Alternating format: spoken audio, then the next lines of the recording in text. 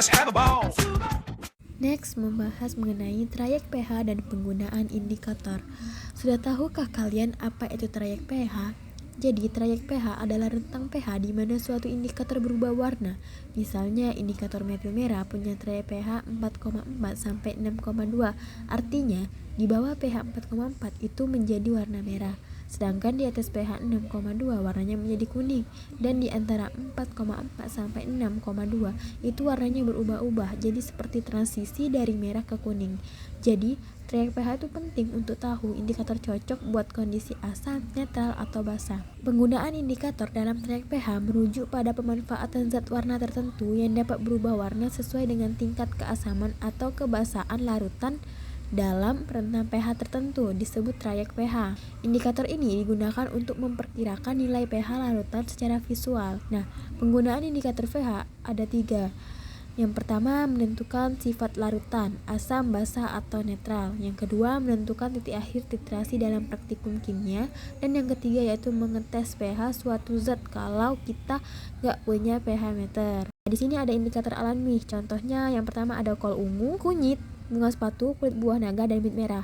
Nah, warna di asam untuk kol ungu itu menjadi merah, sedangkan di netral menjadi ungu, dan di basa itu menjadi hijau kebiruan. Sedangkan kunyit di asam menjadi kuning, di netral menjadi kuning, dan di basa menjadi merah kecoklatan. Bunga sepatu di asam menjadi merah muda, di netral menjadi merah keunguan, dan di basa menjadi hijau kekuningan. Di kulit buah naga di asam menjadi merah tua, di netral menjadi ungu, dan di basa menjadi hijau. Sedangkan bit merah di asam menjadi merah cerah, di netral menjadi merah tua, dan kuning kecoklatan. Bisa dilihat pada gambar yang telah dilampirkan. Sedangkan di indikator buatan itu ada lakmus, metil jingga, metil merah, bromitol biru, fenoftalein, bromkresol ungu. Dapat dilihat pada gambar yang sudah dilampirkan. Nah, hubungan trayek pH dan indikator. Yang pertama, indikator pH akan menunjukkan perubahan warna jika pH larutannya berada dalam trayek pH-nya.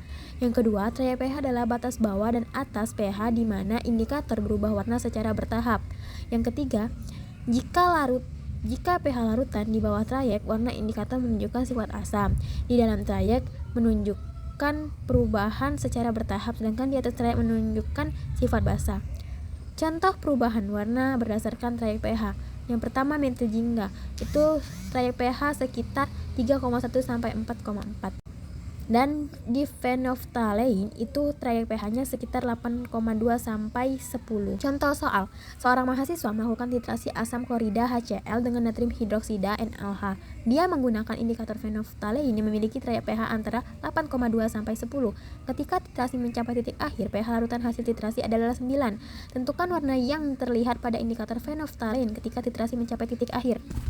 Oke, kita bahas di sini. Indikator fenoftalein berubah dari tak berwarna menjadi merah muda dalam trayek pH 8,2 sampai 10. Pada pH 9 yang berada dalam trayek pH indikator, warna yang muncul adalah merah muda.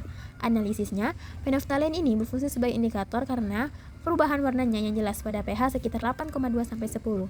Pencocokan pH titik akhir dengan trayek pH indikator membantu menentukan perubahan warna yang diharapkan. Terima kasih.